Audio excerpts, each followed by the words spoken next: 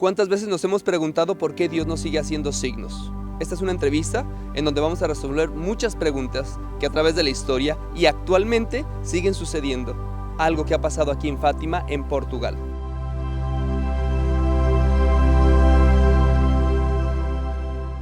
Estamos para servir en la Jornada Mundial de la Juventud, un grupo de comunicadores que hemos estudiado en la Facultad de Comunicación en la Pontificia Universidad de la Santa Cruz en Roma. Estudiantes, ex estudiantes y también maestros. Y pues bueno, ahora estoy con Leopoldina, que le vamos a decir Dina, que es de aquí de Portugal, de aquí de Fátima. ¿Cómo te sientes en este momento? Mucho contenta por estar aquí. Hoy me siento como una peregrina por estar con este grupo tan bueno de amigos disponibles para trabajar en la Jornada Mundial de la Juventud. Sí, pues estamos aquí y tratamos de resolver todas las dudas de qué es lo que ha sucedido, por qué tanta gente católica y no católica viene aquí a Fátima a ver un gran suceso. ¿Qué fue lo que sucedió? Antes de 1917, este logo era vacío, sin nada aquí. Las familias tenían aquí terrenos donde cultivaban.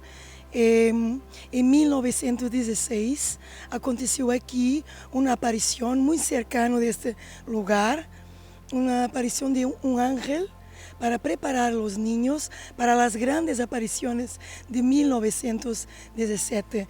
¿A quién se le apareció? ¿Quiénes eran esos niños? Eran 3 niños pequeños, Lucia y sus primos, Francisco y Jacinta. Ellos 2 eran hermanos. Nuestra Señora les habló aquí, allí al fondo, en la capelina de las apariciones ahora actualmente, que pidió sobre todo, podemos resumir de esta forma, no tenemos todas las respuestas, pero está escrito que les pidió que rezasen mucho, porque la oración era muy importante para el final de la guerra. Que continúa a haber muchas guerras en el mundo, pero Nuestra Señora lo que pidió más fue que conversión, reparación y oración por la paz en el mundo. Y les pedía precisamente que hicieran un templo, un santuario aquí, pero se lo pedía a los niños, a 3 niños. ¿Quiénes fueron los primeros que escucharon a esos niños? Los primeros, todos fueron primero su madre, la madre de Jacinta, porque Jacinta lo contó a su madre. Después en la pequeña aldea, lugar de Aljustrel, y después por boca a boca, persona a persona. Esto fue el 13 de mayo, y en 13 de junio ya estaba más gente. En otro mes siguiente más y más, y en octubre se dio la grande aparición, ya dicen los periodistas de la época, con cerca de 70,000 personas de toda la región. O sea que al principio sí les creían. ¿Cuál fue la postura de la iglesia en ese momento cuando 3 niños dicen que la Virgen les habla y que quiere que le hagan una iglesia? Tú como sacerdote sabes que la iglesia tiene que confirmar todas las cosas muy bien. Entonces la iglesia creó una comisión encabezada por un sacerdote que empezó a interrogar los párrocos, los niños, la familia, las personas que vivían aquí, cercano, los que venían en los días 13. Y duró unos años. Pasados unos años, el obispo de Leiria Fátima, don José Alves Correia da Silva, acreditó las apariciones. Entonces, las peregrinaciones que se hacían un poco por voluntad propia de las personas, empezaron a tener un culto oficial. Entonces, al principio, tuvieron que corroborar la iglesia. Pero sucedió algo importante. Dices que había 70,000 personas aquí que venían a ver una aparición que 3 niños decían. O sea, era realmente, muchos venían por incredulidad, periodistas, porque venían a desempapelar todo lo que se estaba haciendo. ¿Qué sucedió 13 de octubre. 13 de octubre de 1917. ¿Qué sucedió? Los niños llegaron guardados por sus familias, porque era tanta gente aquí. Empezó a llover. Después, como que hubo un movimiento en el sol. Las personas tuvieron miedo. Paró de llover y todo se quedó bien, seco. En cuanto eso acontecía, los niños vieron a San José, a María, a Nuestra Señora de las Dores, y siempre lo mismo pedido, siempre de oración por la paz en el mundo, siempre el mismo repto. Y hubo quien no creía en todo esto, quizás ateos, que lo pusieron por escrito en periódicos oficiales, Sí. que aún están, digámoslo así, probablemente en las redes, o es algo que no fue inventado. Sí, lo más importante aquí que está en la historia es el periódico O Século, que un periodista de cerca de aquí, de Torres Novas, ha venido a ver qué cosas se pasaba en esto y después fue primera página con grande impacto para la promoción de la devoción, que no era oficial, pero empezó cada vez más a crecer. Desde entonces, ¿cuántos papas han venido aquí? El primero, Papa Paulo VI, 1964. Después, Papa Juan Pablo II, para agradecer, porque consideró que el atentado a su vida en Vaticano, Plaza de San Pedro, se popó la vida porque Nuestra Señora intercedió. Entonces, él veio en 81, 91 y después 2000. En 2000 canonizó Francisco y Jacinta. El Papa Francisco visitó en 2017 en el centenario de las apariciones y lo estamos esperando ahora en esta semana de la Jornada Mundial de la Juventud. Qué bien, después de todas estas apariciones, volviendo un poco al pasado, ¿qué fue lo que sucedió con esos niños? ¿Vieron, platicaron con la Virgen María, estuvieron escuchándola? ¿Qué fue lo que hicieron de sus vidas? Jacinta y Francisco no pudieron hacer mucho. Se entregaron, se confiaron. Todos los sufrimientos decían siempre que era para la reparación de los pecadores, pero murieron muy pequeños, muy niños, porque con fiebre neumónica. Lucia en cierto momento preguntó a Nuestra Señora, la Madonna, ¿qué será de mí? Y Nuestra Señora le ha dicho, tú te vas a quedar más un tiempo, pero fue mucho tiempo más. Ella primero se consagró como su hermana Dorotea en Oporto, norte de Portugal. Vivió en Tui y Pontevedra, en España, donde también tuve visiones de Nuestra Señora de Fátima. Y más tarde pidió para ingresar en la orden carmelitana. Entonces vivió toda su vida en Coimbra, en el Carmelo de Santa Teresa de Coimbra. Cuando murió, se quedó un año en el Carmelo a pedido suyo, por decisión suya, y después él escribió que quería estar un año en Carmelo de Coimbra y después venir para la Basílica de Nuestra Señora de Rosario de Fátima. Y ahí está al lado de su prima Jacinta. Al otro lado, en la Basílica, está Francisco. Los tres pastorcitos están aquí. Qué bien, y vemos por aquí en la plaza que ya tienen preparado todo para ahora la visita del Papa Francisco. Vemos el templete, pero en sí, donde fue la aparición es en el templete que está allá donde está la imagen. Exactamente donde está la imagen, era la pequeña árbol azinheira donde Nuestra Señora ha hablado a los pastorcitos y a todos nosotros, porque la mensaje es para todos nosotros.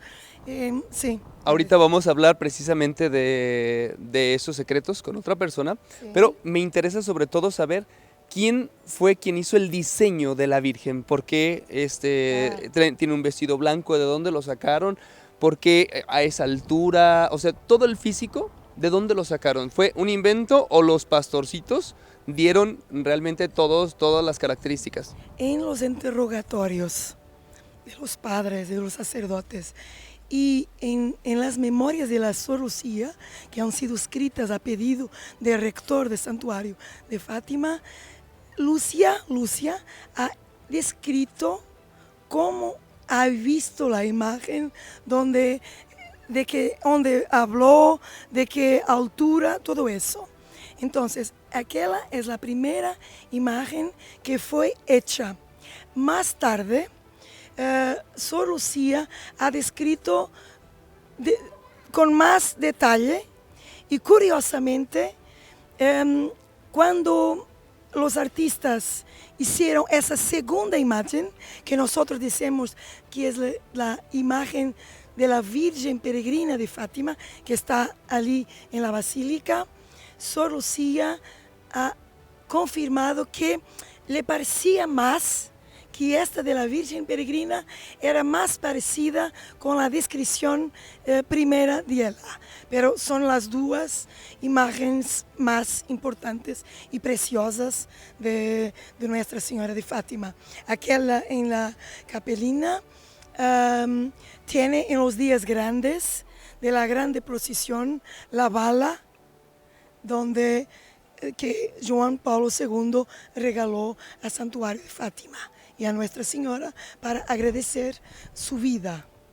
¿Nos puedes describir más o menos en todo este lugar qué es lo que hay? Aparte de esa capilla donde fue la aparición, donde muchas personas lo vieron y hubo todos estos sucesos, también vemos aquí la basílica, pero ¿qué más tiene? ¿Qué más tiene todo este lugar aquí en el centro de Fátima?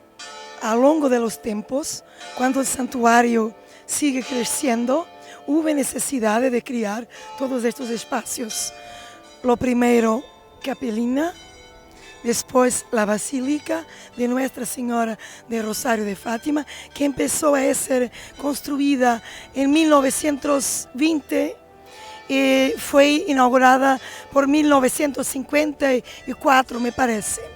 Más tarde, aquella casa, que es la casa actualmente de retiros, donde llegan padres peregrinos, y también es el posto de socorros, ¿sabes? Como un pequeño hospital.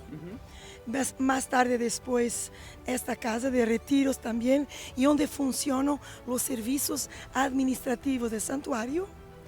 Después, por detrás de esta grande basílica de la Santísima Trinidad, por detrás está Centro Pastoral Paulo VI, donde ocurren congresos, muchas peregrinaciones.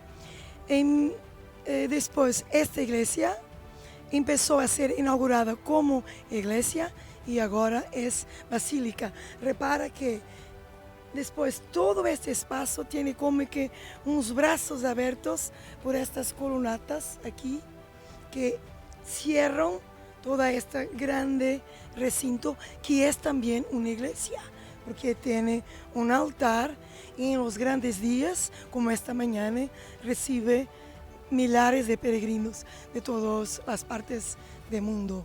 Muchísimas gracias. Gracias. Muchas gracias. Gracias. Ahora vamos a hablar de esos secretos de los que tantos preguntan que hizo Nuestra Señora de Fátima a los pastorcitos. Y tenemos a Pedro. Gracias. Pedro Gil de Lisboa. Muy bien. ¿Desde pequeño has venido aquí a Fátima? Sí, desde muy pequeño. Mis padres son católicos, viven en Lisboa y siempre han tenido devoción a Fátima, o sea que yo he venido aquí centenares de veces, la verdad. Qué bien. Oye, es porque es una gran experiencia venir aquí, pero hay algo que preguntan mucho. Algo que preguntan mucho, que es los secretos. Que Nuestra Señora de Fátima reveló secretos a los pastores, y que están por ahí ocultos de guerras, de grandes sucesos, que tú sabes mucho y nos gustaría que nos contaras cuáles son esos secretos o si hay esos secretos. Sí. Bueno, todo lo que dijo la Virgen se conoce, o sea, hasta los secretos se conocen. Pero hay que decir en primer término que lo que la Virgen vino a decir no son los secretos.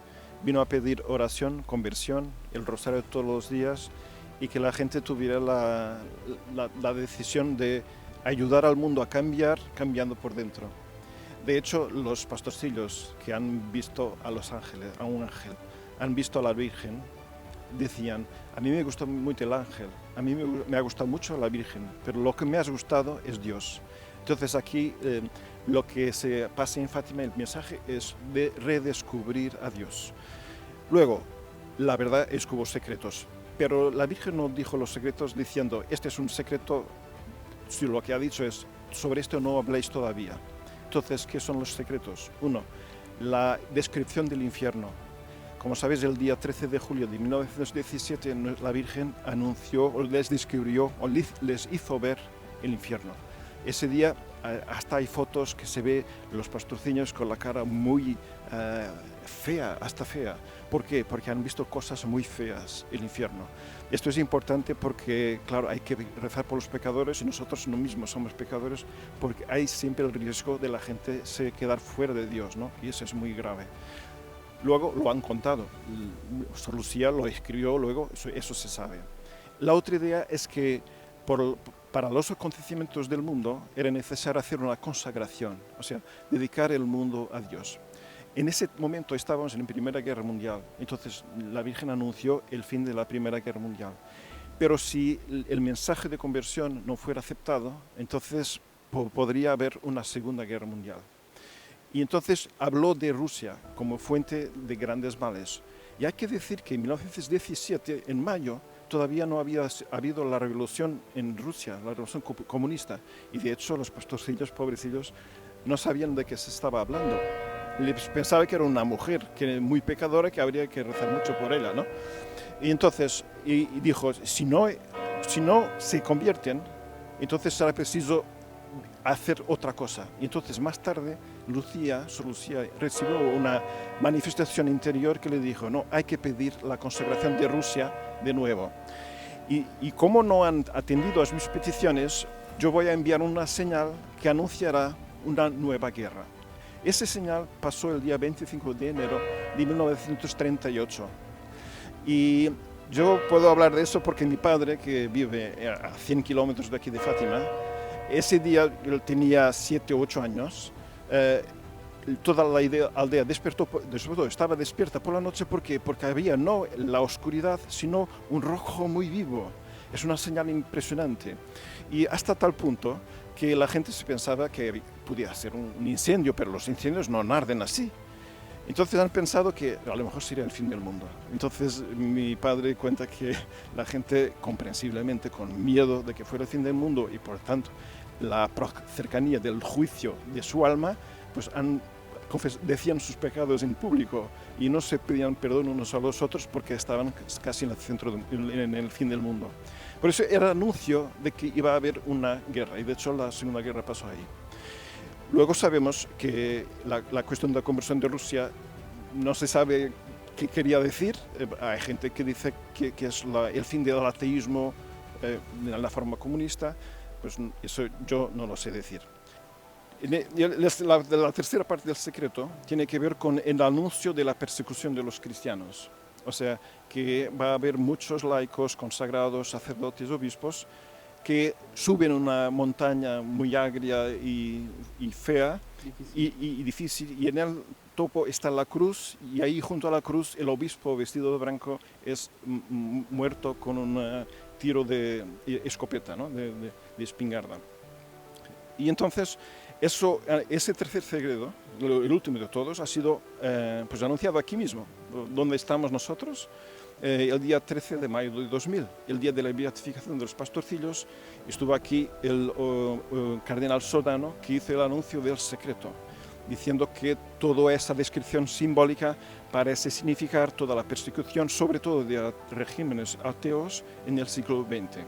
Y que el obispo vestido de blanco, según Sor Lucía, pues era el Papa. Y nosotros sabemos que coincide que el día 13 de mayo del 81 el Papa Juan Pablo II tuvo este atentado en la plaza de San Pedro. Fue ese momento, cuando estaba en el hospital, que el Papa Juan Pablo II despertó para la cuestión de Fátima, que no conocía todavía. Y siempre pensó que ese tiro certero del turco Ali Aka era un tiro para matar. Y si la bala no mató, fue porque la Virgen desvió el trayectoria de la bala. De hecho, la bala esa que se usó fue recuperada y se fue puesta en la corona de la Virgen, precisamente en un agujero que tiene el tamaño exacto. O sea que no fue necesario alterar la corona, sino que se fue puesta por dentro, debajo, en el centro. Lo cual parece ser otra señal de que todos estos elementos se encuadran unos con otros. Como si ya estuviera esperando la Virgen María en su corona esa bala, como si ya lo supiera, sí. Obviamente por estas coincidencias. Muchísimas gracias, sobre todo para publicar todo esto, para que la gente lo sepa, porque pregunta cuáles son los secretos y de repente puede haber alguna confusión. Pues aquí ya hemos visto parte de la historia de alguien que realmente lo sabe, lo ha vivido, y vemos que hay hechos, no solo en 1917, sino también después que lo ha visto su padre, en hechos que siguen ocurriendo, porque Dios sigue actuando, ¿sí?, a través de la Virgen María. Hay que dejar en claro que la Virgen María lo que quiere es llevarlos a Cristo, llevar a orar en la Santísima Trinidad, y esto es algo muy bueno, porque tiene que quedar muy claro. Ahora quiero presentarles a todos mis compañeros, los que estamos trabajando en la Jornada Mundial de la Juventud, que venimos estudiantes, ex estudiantes y maestros, y vamos a hacer una pequeña presentación. Primero los vamos a buscar y los van a conocer. Cada uno va a hablar en su lengua, va a decir cómo se llama, de dónde viene y qué es lo que más le ha gustado de este viaje, que realmente nos lo han regalado. Es el único fin de semana que podemos salir para conocer Portugal.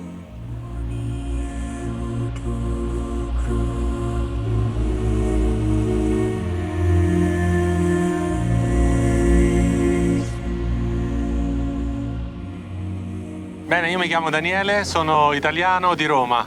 Ringrazio Heriberto per questa presentazione. Siamo in un posto bellissimo, Fatima. Quello che mi è piaciuto di più è vedere tanta gente che prega, soprattutto davanti alla statua della Madonna, e mi è piaciuto tanto partecipare alla Santa Messa celebrata dagli studenti sacerdoti del nostro gruppo. Eu sou o Padre Rodrigo, do Brasil, e vim para cá tendo essa oportunidade de poder olhar Coimbra e também Fátima. Coimbra é uma cidade histórica, então eu pude assim conhecer, por exemplo, uma universidade muito antiga, uma das primeiras do mundo.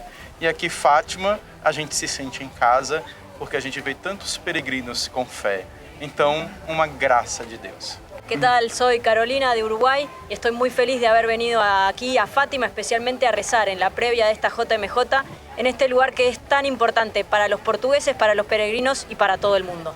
Ciao, sono Ruben, di 22 anni, sono di italiano, di Ascoli Piceno, e studio alla Santa Croce, comunicazione sociale, e abbiamo fatto un bellissimo viaggio a Coimbra e Fatima, e la cosa che mi è piaciuta di più è stata sia l'università di Coimbra, che è molto antica, ma anche qui a Fatima vedere il saluto alla Vergine alla fine della messa. Sunt Părintele Sebastian din România.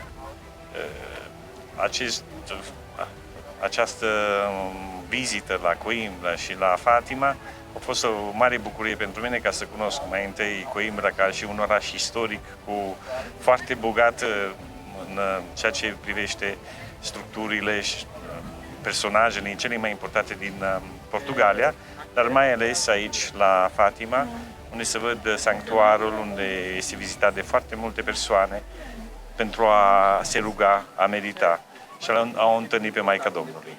Halo, saya Doni dari Indonesia, dari Maumere, Indonesia, dan 2 hari ini kami mengunjungi Coimbra dan Fatima. Tempat yang paling saya suka di Coimbra adalah Universitas Coimbra dan juga biara dari Santa Clara, di mana ada makam dari Ratu Isabella. dan hari ini ada di Fatima. Saya senang karena banyak sekali peziarah yang datang di sini dan kami bersama-sama dengan para imam dan juga dari grup dari Universitas Santa Croce di Roma. Kami berkumpul bersama dan merayakan misa. Sungguh satu tempat yang sangat indah. Nice. Hi, ako si Father Ben, gikan sa Cebu, Philippines. Daghang kayong salamat sa kay gayunan nga gihatagan ako sa uban ng University of the Holy Cross sa Roma. Kaning opportunity nga nadawat nako karon dili lang kani para sa ko kundi para ni sa tanan. So kamo nga gusto pang muani sa Fatima, animo. Je suis Maxime Trésor, je viens du Cameroun, près du diocèse d'Obala, et je suis à Rome. J'ai fait mes études en communication institutionnelle à Rome. Pendant 3 ans, je suis au terme de mon séjour en Europe.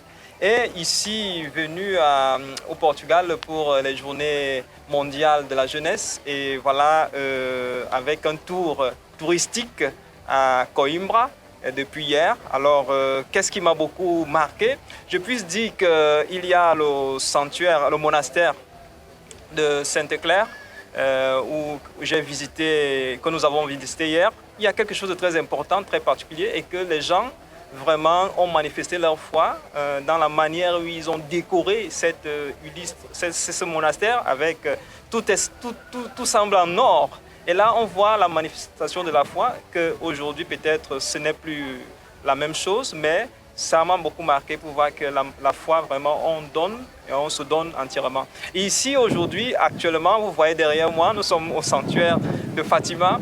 C'est une grande impression pour moi parce qu'effectivement, j'ai connu cette histoire des apparitions dans des livres. Maintenant que je suis sur le poste, vraiment, c'est très impressionnant pour moi. Merci. Tumsifu Yesu Kristo. Mimi ni Padri Pierre Paul, mimi ni wa Togo. Mimi ni wa shirika la SMA. Nafurahi sana kuwa hapa leo. Safari ya kwenda Coimbra dopo sasa tuko hapa Fatima. Nafurahi sana kuwaombea watu wote na ndugu zangu zote na mapadri wote ili Mungu atubariki na kuendelea kutushirika katika utume wake. Asanteni sana. Hola, jo soc Daniel Arasa, soc el degà de la Facultat de Comunicació Institucional a la Pontifícia Universitat de la Santa Creu i estic coordinant aquest grup de periodistes, d'estudiants, d'exestudiants que han vingut a Coimbra i a Fàtima per utilitzar aquest cap de setmana abans de la JMJ, no? De la Jornada Mundial de la Joventut. Per mi la cosa més impactant ha sigut com la fe ha precisament impactat la cultura de Portugal. No? A Coimbra hem vist moltíssimes esglésies i edificis relacionats amb la fe i evidentment aquí a Fàtima la fe viscuda, no? Per la gent enmig de la plaça seguint la Verge peregrina per tots els camins d'aquesta ciutat amb tanta devoció.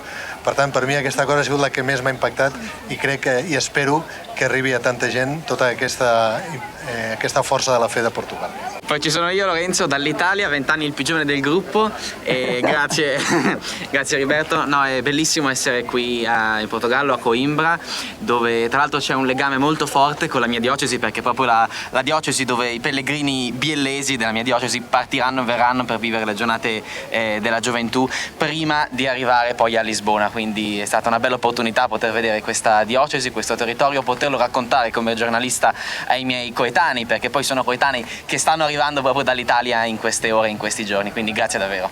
E poi naturalmente qui a Fatima, era la prima volta che venivo, insomma sono rimasto davvero colpito e emozionato.